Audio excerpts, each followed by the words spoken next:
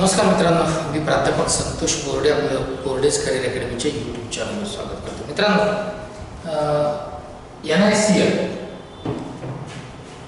NICL या NICLची म्हणजे the new India insurance company limited या NICLमध्ये एक रिक्रुटमेंट अनाऊन्स झालेली आहे. एक नोटिफिकेशन या NICLचं आलेलं आहे. या नोटिफिकेशनबद्दलची संपूर्ण माहिती मी या व्हिडिओमध्ये देणार आहे की नेमक्या जागा किती आहेत, याच्यासाठी लागणारं क्वालिफिकेशन काय आहे, एजचा क्रायटेरिया काय असणार आहे आणि या NICLच्या स्टेट वाईज वॅकन्सीज कुठल्या कुठल्या कॅटेगरीसाठी किती किती असणार आहे, या सगळ्यांचं डिस्कशन या व्हिडिओमध्ये मित्रांनो आज आपण करणार आहोत. बोर्डेज करिअर अकॅडमीच्या यूट्यूब चॅनलला जर आपण पहिल्यांदा व्हिजिट करत असाल तर बोर्डेज करिअर अकॅडमीचं यूट्यूब चॅनल सबस्क्राईब करायला विसरू नका. टेलिग्रामचं लिंकसुद्धा डिस्क्रिप्शन बॉक्समध्ये आहे, त्यालाही सबस्क्राईब करा म्हणजे वेळोवेळी येणाऱ्या सगळ्या नवनवीन जाहिराती सगळ्यात आधी नोटिफिकेशन तुमच्यापर्यंत पोहोचतील. मित्रांनो, सुरू करूया. NICLचं हे जे नोटिफिकेशन आलेलं आहे याच्याबद्दलची संपूर्ण माहिती मी आत्ता सांगितल्याप्रमाणे आपण या व्हिडिओमध्ये बघणार आहोत. मित्रांनो, तब्बल 550 इतक्या जागा आहेत. पण 550 ज्या जागा आहेत या नेमक्या जागा कोणत्या कोणत्या राज्यांसाठी किती किती आहे आणि कॅटेगरीनी आहे किती आहे त्या राज्याच्या, त्या आपण बघणार आहोत. बघूया मित्रांनो, बोर्डेज करिअर अकॅडमीची सगळ्या बँकांसाठीची तयारी ज्याच्यामध्ये होणार आहे. त्याच्यानंतर MBA CETची तयारी होणार आहे. सोबत ॲग्रिकल्चर फील्ड ऑफिसर या मुख्यत्वे या परीक्षेची तयारी या बॅचमध्ये होणार आहे. अशी ही कॉम्बो बॅच आहे. 20 जूनपासून ही ऑलरेडी सुरू झाली आहे. मित्रांनो, जवळपास त्याच्यातले ॲडमिशन्स जे आहेत ते फुल होत आलेले आहेत. आपल्यालाही जर यावर्षी एक पोस्ट तुम्हाला मिळवायची आहे तर नक्कीच बोर्डेज करिअर अकॅडमीला आपण व्हिजिट करू शकता. छत्रपती संभाजीनगरला मित्रांनो बोर्डेज करिअर अकॅडमीची मेन ब्रँच आहे आणि contact number, helpline number description बॉक्समध्ये दिलेले आहे. चला मित्रांनो, सुरू करूया. हे जे नोटिफिकेशन आलेलं आहे याच्याबद्दलची संपूर्ण माहिती. मित्रांनो, मी आता सांगितल्याप्रमाणे NICLचं हे नोटिफिकेशन ज्याच्या इम्पॉर्टंट डेट्स आपण बघून घेऊया. नंबर ऑफ ट्रेनिंग सीट ज्या आहेत त्या आहेत 550. आता या ज्या पोस्ट आहेत मित्रांनो, या ज्या जागा आहेत या जागा अप्रेंटिसच्या आहेत हे ना, म्हणजे याला एक फिक्स्ड स्टायपंड मित्रांनो असणार आहे. किती ते पुढे आपण डिस्कस करणार आहोत. 550 इतक्या अप्रेंटिसच्या या जागा आहेत. त्याच्यानंतर ऑनलाईन रजिस्ट्रेशनला सुरुवात ही 23 जूनपासून सुरू झालेली आहे आणि 6 जुलै ही त्याची लास्ट डेट मित्रांनो असणार आहे ऑनलाईन रजिस्ट्रेशनची. परीक्षा कधी असेल याची तर 12 जुलै 2026 ही त्याची एक्झामची डेट असेल आणि स्टायपंड प्रत्येक महिन्याला 12,300 12,300 पर मंथ इतके स्टायपंड मित्रांनो असणार आहे. आता वेगवेगळ्या स्टेट आणि युनियन टेरिटरीजच्या या वॅकन्सीज आहेत. त्याच्यामध्ये मी डायरेक्ट मित्रांनो इकडे जे आहे तर महाराष्ट्राबद्दल आपण बोलणार आहोत. तर या महाराष्ट्रातल्या जागा किती आहेत ते आपण बघून घेऊया. मित्रांनो, महाराष्ट्रामध्ये चांगल्या जागा इथे बघायला मिळत आहेत. तर महाराष्ट्रामध्ये मित्रांनो सगळ्या ज्या वॅकन्सीज आहेत, टोटल नंबर ऑफ वॅकन्सीज या 138 इतक्या जागा आहेत. कॅटेगरी निहाय आपण इथे बघू शकता. या कॅटेगरी निहाय जागा इथे दिलेल्या आहेत. हा टेबल आणि ही PDF बोर्डेज करिअर अकॅडमीच्या टेलिग्राम चॅनलला आहे, ज्याची लिंक डिस्क्रिप्शन बॉक्समध्ये आहे. आपण त्या लिंकवर जाऊन त्याला सबस्क्राईब करा म्हणजे ही जी PDF आहे ही तुम्हाला मित्रांनो तिथे बघायला मिळेल आणि तुम्ही ती तिथनं डाउनलोड करून मित्रांनो ती घेऊ शकता. ठीक आहे. 550 जागा मी आता सांगितल्याप्रमाणे आहेत. आता याच्यामध्ये रिजनल जे ऑफिसेस आहेत ते कुठे कुठे आहेत त्याच्याबद्दलची माहिती इकडे मित्रांनो दिलेली आहे. ती मी ते व्यवस्थित वाचून घ्या. आपण पुढे जाऊया. बघा मित्रांनो, पुढे जाऊ. एलिजिबिलिटी क्रायटेरिया आपण बघूया. एज लिमिट किती आहे तर एज लिमिट जी आहे मित्रांनो ती मिनिमम 21 इयर आहे. कमीत कमी 21 वर्ष आहे आणि मॅक्झिमम 30 इयर्स इतकी एज ही अपेक्षित आहे. मिनिमम 21 वर्ष, मॅक्झिमम 30 वर्ष आणि ही जी डेट आहे म्हणजे हे जे तुमचं जे एज आहे हे 1 जून 2026 या तारखेपर्यंतच गृहीत धरलं जाणार आहे. ठीक आहे. याचा म्हणजे आता मी प्रत्येक वेळेला नेहमी सांगतो की बऱ्याच लोकांना याचं कन्फ्युजन असतं, तर अजून त्याला क्लिअर होऊन यांनी सांगितलेलं आहे की 2 जून 1996च्या आधी आणि नंतर, सॉरी, नॉट अर्लियर दॅन 2 जून 1996 म्हणजे 1996, 2 जून 1996च्या आधी आणि 1 जून 2005च्या नंतरचा जन्म झालेला नसावा. या 2 डेटच्या मध्ये जर असेल तर तुम्ही अप्लाय करू शकता. मिनिमम एज पुन्हा एकदा रिपीट करतो 21 वर्ष, मॅक्सिमम 30 वर्ष. एज रिलॅक्सेशन नेहमीप्रमाणे आहे. SC ST candidate 5 years, OBC candidates 3 years आणि PWPD 10 इयर्स. हे आता इथे जर तुम्ही बघू शकत असाल तर आपण बघताच आहात की या पद्धतीचं एज रिलॅक्सेशन प्रत्येक वेळेस असतं. याही वेळेस ते असणार आहे नेहमीप्रमाणे. ठीक आहे.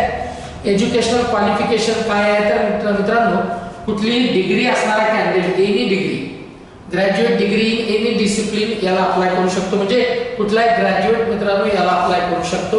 त्याच्यानंतर इकडे जे आहे तर मित्रांनो अतिशय महत्त्वाची माहिती इकडे आहे की candidate must have completed graduation and having passing final year of the graduation marksheet date 1/1/2022 and 1/6/2026 board dates being inclusive. Okay.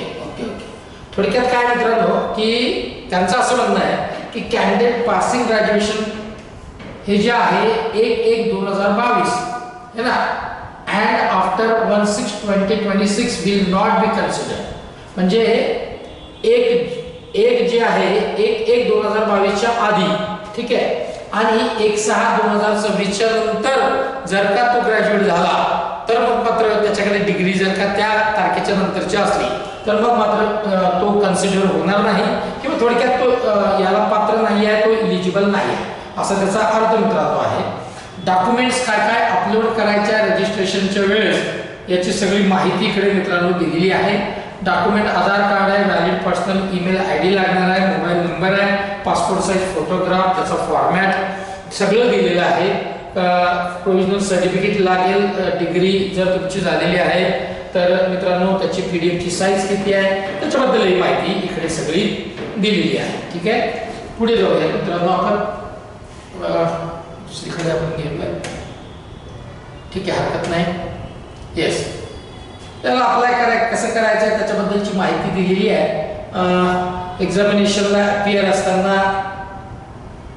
जे सगळे रूल्स आहेत किंवा इन्स्ट्रक्शन्स आहेत ते इकडे मेन्शन केलेले आहेत.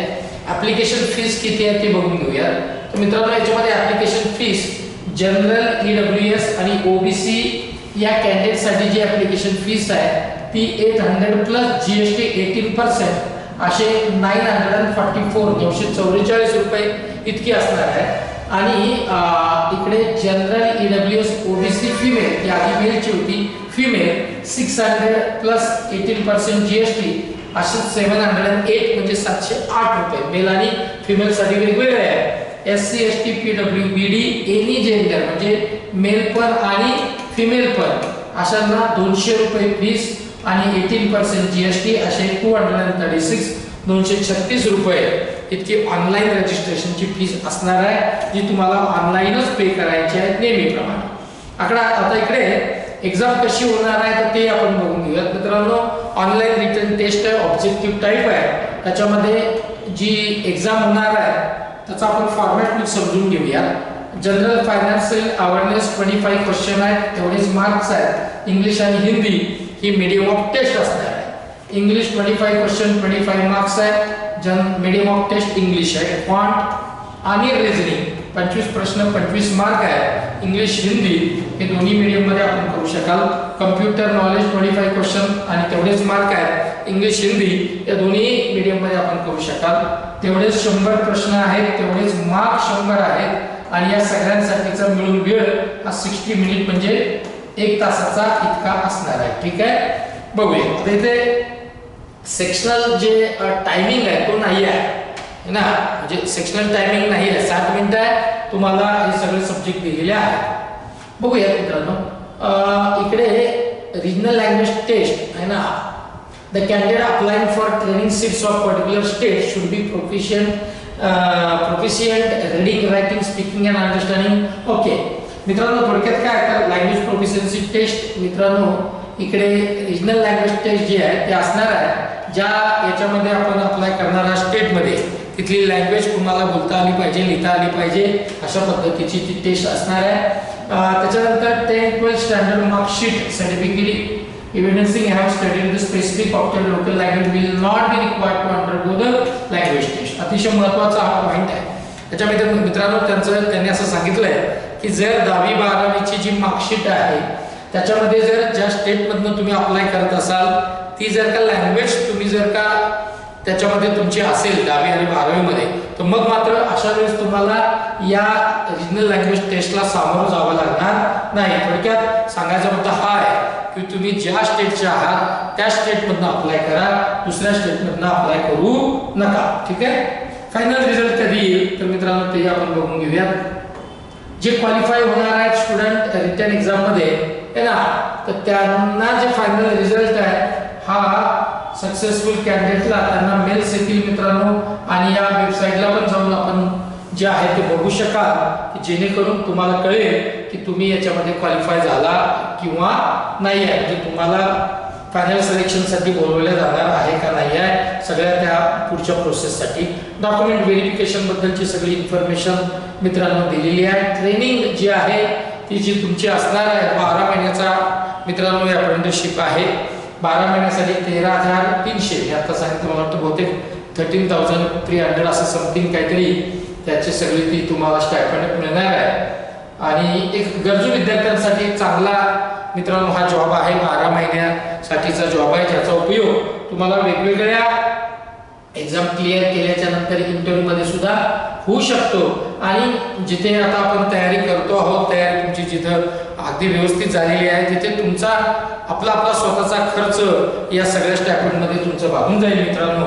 आणि तुम्हालाही फार आपण घरच्यांवर फार बर्डन देतो आहे असंही वाटणार नाही. त्यासाठी हा व्हिडिओ जास्तीत जास्त विद्यार्थ्यांपर्यंत शेअर करा जे गरजू विद्यार्थी आहेत त्यांच्यापर्यंत. आणि जर तुम्हाला काही याच्यामध्ये डाऊट्स असतील कमेंट बॉक्समध्ये कमेंट करायला विसरू नका. बाकी सगळे जनरल इन्स्ट्रक्शन मित्रांनो आहेत जे नेहमी असतात त्याप्रमाणे.